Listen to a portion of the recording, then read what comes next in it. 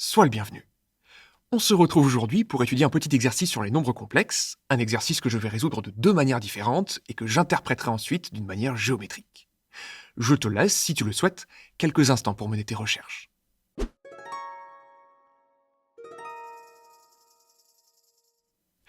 Alors qu'avons-nous là? Eh bien, on a trois nombres complexes de module 1, 2 à 2 distincts.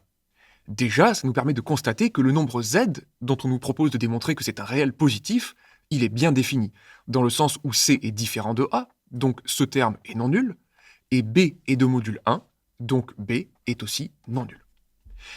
Maintenant, la grande question, pour savoir où partir, c'est comment démontrer qu'un nombre complexe est un réel positif. Réponse de Perceval. On pourrait commencer à démontrer que z est égal à son conjugué. Cela permettrait de démontrer que z est réel. Et c'est une piste de réflexion intéressante que je vais répertorier brièvement ici. On pourrait démontrer, effectivement, que le nombre z est égal à z bar. Cela dit, il restera quand même un obstacle de taille, c'est le côté positif. Parce que démontrer qu'un nombre complexe est égal à son conjugué, oui, ça nous permet de démontrer que ce nombre est réel, mais ça ne permet pas de l'obtenir concrètement. Et donc on va se retrouver avec sur les bras le côté positif d'un nombre dont on a une expression sous forme de quotient de nombre complexe de module 1. Il manque quelque chose là-dedans. Réponse d'Ambre. Il est peut-être possible de considérer la partie réelle de z. À nouveau, c'est une réflexion intéressante que je vais répertorier. On pourrait démontrer ce genre d'égalité. Cela dit, j'y objecte de deux manières différentes. La première, c'est que même si on parvenait à faire ce genre de choses, il nous resterait le côté positif sur les bras. Donc ça ne changerait pas grand-chose par rapport à l'approche du conjugué. Et un inconvénient majeur d'utiliser la partie réelle, c'est que autant quand on a des produits et des quotients de nombres complexes, l'opérateur conjugué se comporte très bien, autant on ne peut pas dire, par exemple, que la partie réelle du quotient, c'est le quotient des parties réelles, ou que la partie réelle du produit, c'est le produit des parties réelles. C'est donc une piste qui n'est pas très pratique, en plus de ne permettre d'accomplir qu'une seule partie de l'objectif. Réponse de Séraphin. Ça sent le module. On pourrait démontrer que z est égal à son module.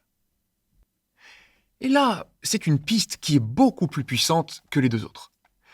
La première raison, c'est que démontrer que z est égal à son module, ça donnera non seulement le fait que z est un réel, mais ça donnera aussi le fait que z est un réel positif. Donc cette fois, on accomplit complètement l'objectif. Et la deuxième raison pour laquelle c'est une piste prometteuse, eh bien c'est que la considération de module apparaît dans l'énoncé. On n'a pas d'information quant aux parties réelles de A, de B et de C. On a une information qui concerne le conjugué, puisque ce sont des complexes de module 1, donc avec des formes exponentielles, on pourrait peut-être dire quelque chose, mais quant au module, eh bien on a directement des informations. Je t'invite, si tu n'as pas pensé à cela, à prendre quelques temps pour explorer cette piste.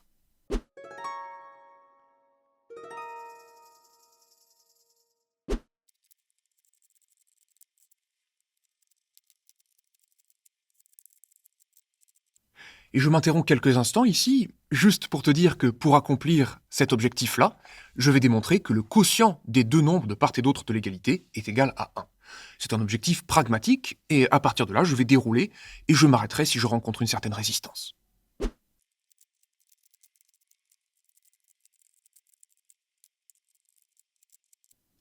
Et résistance il y a eu, puisqu'on se retrouve face à une décision à prendre dans le calcul. Déjà, pour commencer, ce quotient-là vaut 1, puisque A et B sont des nombres complexes de module 1.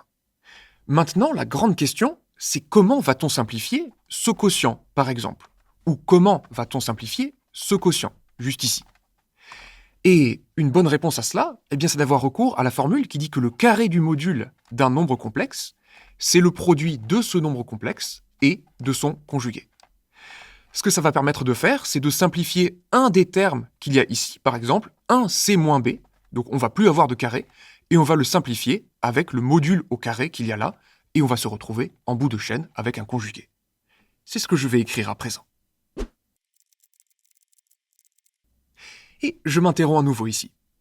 Déjà, je voudrais mentionner que je le fais ici de manière automatique, mais j'ai utilisé pas mal de propriétés sur les modules et sur les conjugués. J'ai dit que le module d'un quotient, c'était le quotient des modules, de même pour les conjugués, pareil pour la somme, la différence, etc. Je ne l'ai pas mentionné ici, mais il est bon de se rappeler qu'on fait appel à des propriétés, qu'il est bon d'ailleurs de savoir démontrer. Je m'interromps surtout pour dire qu'on va utiliser maintenant une deuxième fois le fait que A, B et C soient des nombres complexes de module 1. On l'a déjà utilisé une fois ici pour dire que ce quotient était égal à 1, et on va l'utiliser à nouveau en disant qu'un nombre complexe de module 1, eh bien son conjugué, c'est son inverse. Et la raison, c'est encore une fois cette formule qu'il y a là. Si on a 1 de ce côté, eh bien on dit que le nombre fois son conjugué est égal à 1, et donc que le conjugué, c'est l'inverse de ce nombre complexe. Je vais poursuivre, comme ceci, le calcul.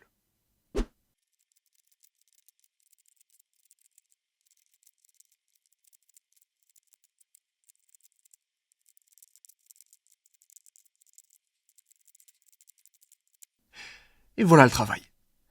Donc après avoir exploité le fait que le conjugué d'un nombre complexe de module 1, c'est son inverse, on se retrouve face à cette fraction qui n'est pas très jolie à manipuler. Étant donné que A, B et C figurent au dénominateur respectif des petites fractions, j'ai tout multiplié par ABC, au moins on a un seul trait de fraction, et ensuite j'ai factorisé par B en haut, par A en bas, multiplié par -1 de manière à faire apparaître clairement les simplifications, et on obtient, comme escompté, 1. On va donc pouvoir conclure que Z est égal à son module, et donc que Z est un réel positif. J'écris ça, et on se retrouve ensuite pour la deuxième solution.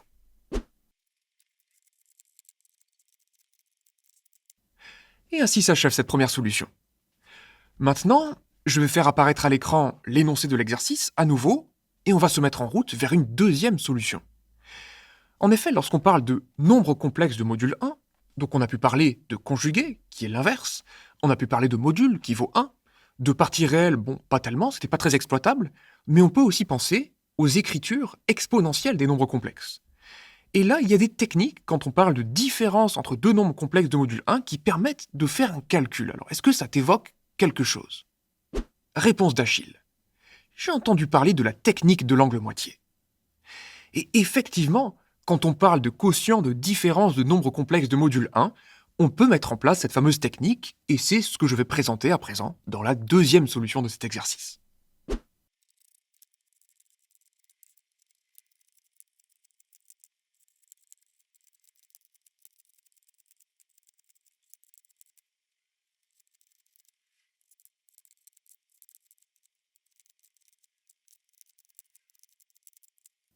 Et je fais une petite pause ici. Pour mettre en place la technique de l'angle moitié, déjà, la première chose à faire, c'est de mettre chacun des nombres complexes de module 1 sous forme exponentielle. Et ensuite, ce qu'on cherche vraiment à faire apparaître, c'est ce que j'ai mis ici entre parenthèses. On a un quotient de deux différences de nombres complexes de module 1. Et l'idée générale, ça va être de factoriser en haut et en bas par l'exponentielle de i fois la moyenne arithmétique des nombres qui sont dans les exponentielles. Donc ici, on va factoriser par exponentielle i bêta plus gamma sur 2, et en bas par exponentielle i alpha plus gamma sur 2. Moyenne arithmétique évoquant moitié. On est à mi-chemin entre les deux, pour ainsi dire.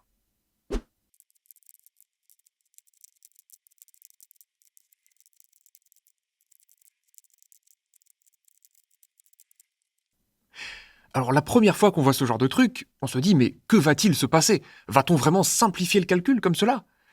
Et si la réponse est oui, c'est parce que on obtient la différence entre exponentielle iθ quelque part et exponentielle moins iθ.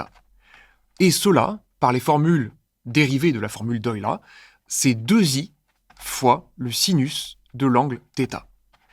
Donc ça permet finalement de faire apparaître au numérateur et au dénominateur des sinus. C'est ce que je vais faire par la suite et on va voir qu'effectivement les choses vont finir par plus ou moins se simplifier.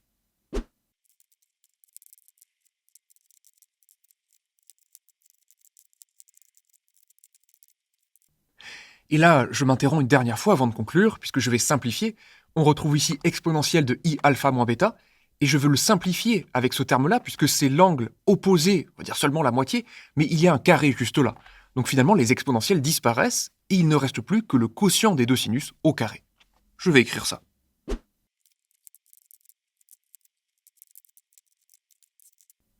Ainsi s'achève cette deuxième solution. Cette fois, on n'a pas obtenu que z était égal à son module, mais on a obtenu directement une expression de z en fonction des arguments respectifs des nombres complexes a, b et c, que j'ai noté alpha, bêta et gamma. Maintenant, il serait dommage de s'arrêter là parce que cet exercice a une vraie signification géométrique, et je vais faire un petit dessin, on se retrouve et on va en discuter quelques instants.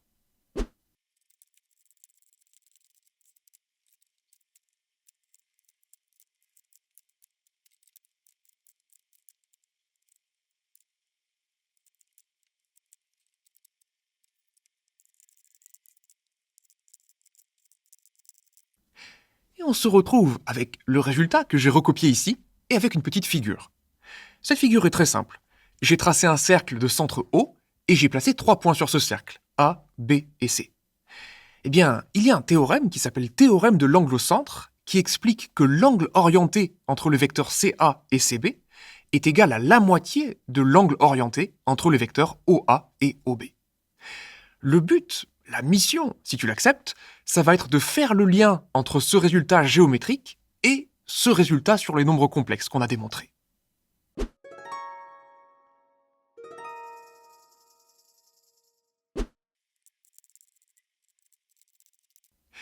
On va le faire ensemble. Pour faire le lien entre cette considération géométrique et les nombres complexes, il est bon de repérer chacun des points du plan par son affixe, et ça suppose qu'on ait fixé une origine du repère. Ici, soyons raisonnables et choisissons O comme origine du repère. On va donc le repérer par le nombre complexe 0. De cette manière, A va être repéré par un nombre complexe, de même que B et que C. Maintenant, pour appliquer directement le résultat qu'on a obtenu juste ici, il y a un petit problème. Je te laisse quelques instants pour essayer d'y penser.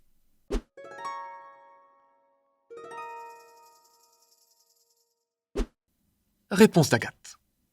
En fait, rien ne dit que les nombres complexes A, B et C ont pour module 1. Par contre, on sait qu'ils ont le même module. Je n'aurais pas mieux dit. Maintenant, on a 2 façons de s'affranchir de ce problème. La première façon, c'est une façon géométrique. On pourrait faire une homothétie de centre O de manière à se ramener à une autre figure, à un autre cercle, dont tous les affixes des points correspondants, A, B et C, sont de module 1. Ça permettrait à partir de là d'utiliser le résultat et surtout d'obtenir celui-ci, puisque une homothétie dans ce genre de conditions de centre O va préserver les angles orientés. Une autre manière, cette fois une manière arithmétique, une manière calculatoire de s'affranchir du problème, ce serait d'étendre ce résultat pour des nombres complexes qui ne sont pas tous de module 1, mais qui sont simplement de même module. Et en fait, on s'aperçoit que, étant donné qu'il y a ici de la puissance 1 et de la puissance 2, ici de la puissance 1 et de la puissance 2, eh bien, ces modules communs vont se simplifier, et donc qu'on obtiendra tout aussi bien un réel positif. Donc désormais, je te propose de considérer, puisque je ne rédigerai pas cette petite interprétation, que A, B et C sont de module 1. Maintenant, il nous reste à interpréter les angles orientés en termes de nombres complexes. Je vais écrire quelques lignes, et on se retrouve un peu plus tard. Et en fait, je veux m'arrêter là. Ce qu'il y a de très intéressant avec les nombres complexes, c'est qu'ils nous offrent le luxe d'interpréter des angles orientés comme des arguments d'un quotient de nombres complexes. C'est ce que j'ai écrit pour le premier angle et pour le deuxième. Maintenant, la seule chose qui reste à faire pour exploiter à fond cette égalité, c'est d'interpréter 2 fois l'argument d'un nombre complexe comme l'argument d'un autre nombre complexe, de manière à conclure en disant que 2 arguments sont égaux si et seulement si, et on est presque au bout là.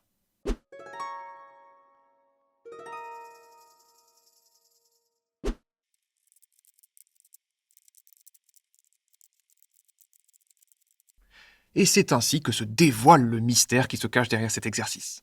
Démontrer qu'un tel quotient est un réel positif, cela revient exactement, grâce aux équivalences que j'ai écrites à ces 3 endroits-là, cela revient exactement à démontrer qu'un angle orienté est égal au double d'un autre, ce qu'on peut interpréter comme ceci avec une figure géométrique. Si tu as apprécié mes explications, je te recommande de visiter mon site internet pour y découvrir toutes ces formations que j'ai fait apparaître un peu plus haut. Que ce soit pour aborder un exercice avec méthode, pour apprendre à travailler un cours de mathématiques correctement, pour apprendre à raisonner, à rédiger, ou encore pour progresser en calcul, j'ai conçu ces formations fondamentales qui, j'en suis sûr, t'aideront à progresser énormément. J'espère que cette émission t'a plu, je te souhaite une excellente journée, et je te dis à la prochaine.